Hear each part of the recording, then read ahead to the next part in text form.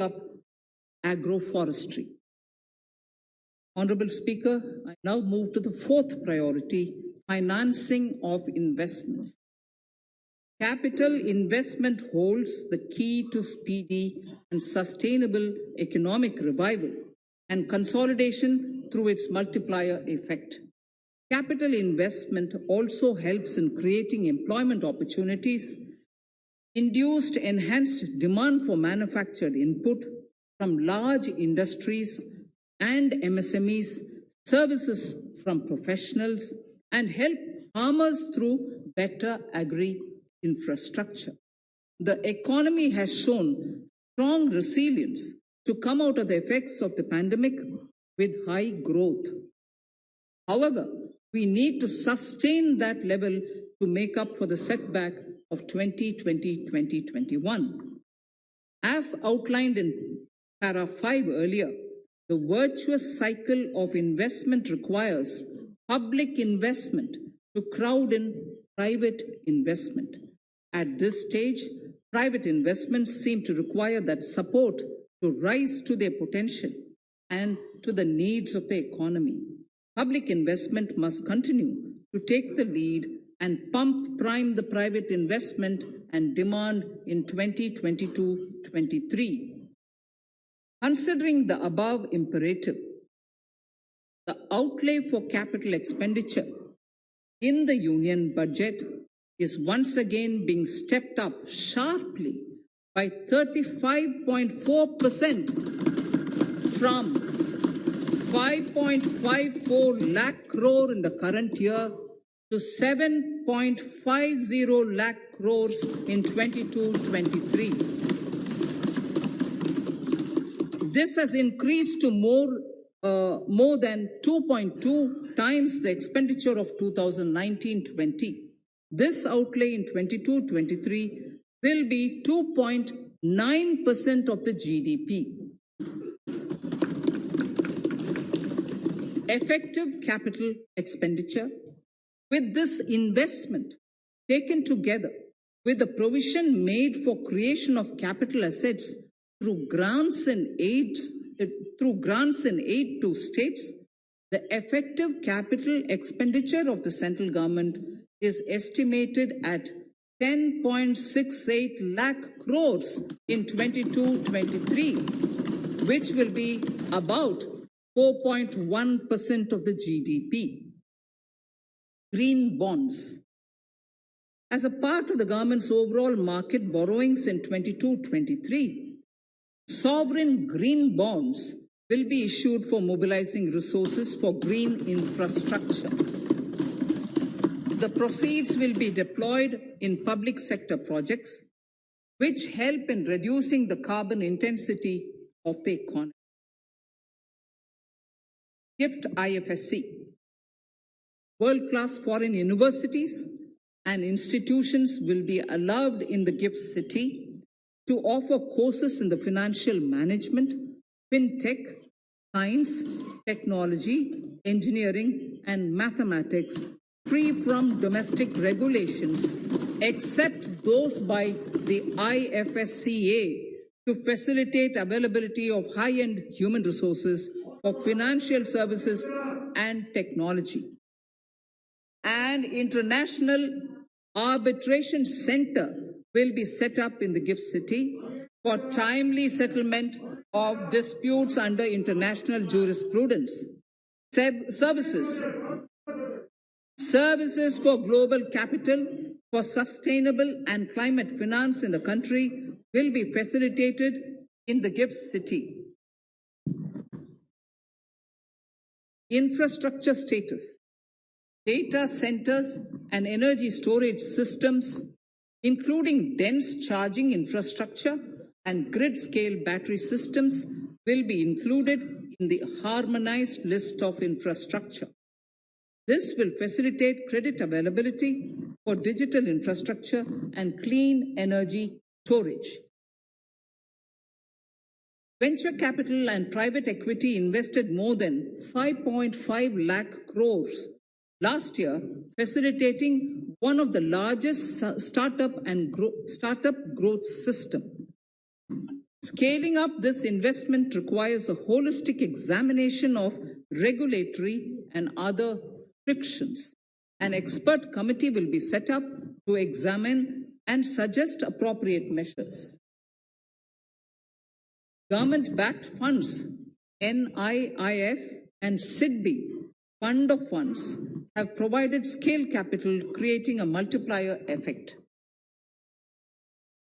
For encouraging important sunrise sectors such as climate action, deep tech, digital economy, pharma, and agri-tech, the government will promote these thematic funds for blended finance, with the government share being limited to 20% and the funds being managed by private fund managers. For financing the infrastructure needs, the stepping up of public investment will need to be complemented by private capital at a significant scale. Measures will be taken to enhance financial viability of projects, including PPP, with technical and knowledge assistance from multilateral agencies.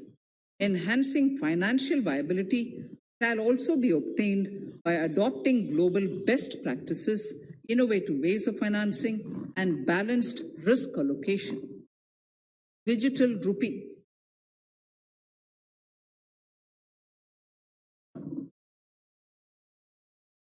Introduction of a central bank digital currency will give a big boost to digital economy. Digital currency will also lead to a more efficient and cheaper currency management system.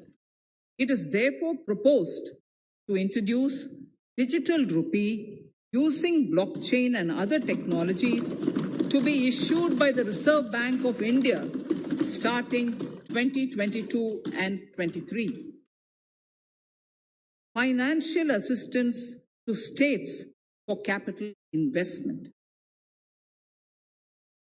Reflecting the true spirit of cooperative federalism, the central government is committed to bolstering the hands of the states in enhancing their capital investment towards creating productive assets and generating remunerative employment. The scheme for financial assistance to states for capital investment has been extremely well received by the states. In deference to the requests received during my meeting with the chief ministers and state finance ministers, the outlay for this scheme is being enhanced from 10,000 crores in the budget estimates to 15,000 crores in the revised estimates for the current year.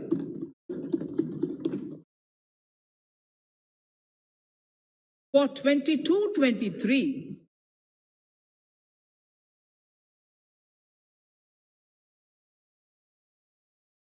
I'll repeat that sentence for the benefit of many of our honorable members. In deference to the requests received during my meeting with chief ministers and state finance ministers, the outlay for this scheme is being enhanced from 10,000 crores in the BE to 15,000 crores, 15,000 crores in the RE of the current year. For 22-23, the allocation is 1 lakh crores to assist the states in catalyzing the overall investments in the economy. These 50-year interest-free loans are over and above the normal borrowings allowed to the states, are over and above the normal borrowings to the states. This allocation will be used for PM Gati Shakti related and other productive capital investments of the states. It will also include components for supplemental funding for priority segments of PM Gram Sadak Yojana, including support for the state share, digitization of the economy, including digital payments and completion of OFC network, and reforms related to building bylaws town planning schemes, transit-oriented development, and transferable development rights.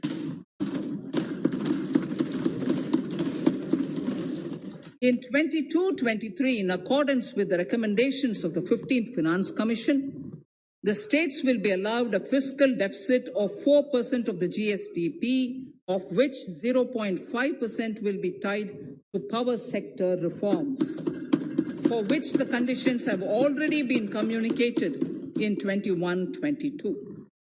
Fiscal management. As against a total expenditure of 34.83 lakh crores of rupees projected in the BE 21-22, the revised estimate is 37.70 lakh crores. The revised estimate of capital expenditure is 6.3 lakh crores of rupees. This includes an amount of 51,971 crores towards settlement of outstanding guaranteed liabilities of Air India and its other sundry commitments. Coming to the budget estimates, Honorable Speaker, sir, the total expenditure in 22-23 is estimated at 39.45 lakh crores, while the total receipts other than borrowings are estimated at 22.84 lakh crores of rupees.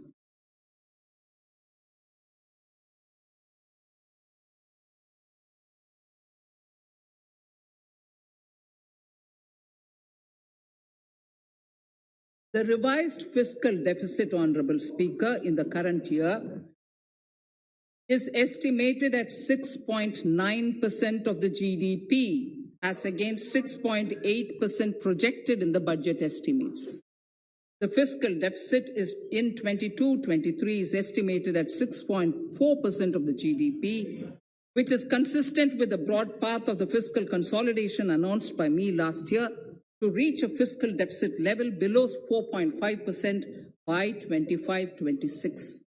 While setting the fiscal deficit level in 22-23, I am conscious of the need to nurture growth through public investment to become stronger and sustainable. I will now move to Part B of my speech.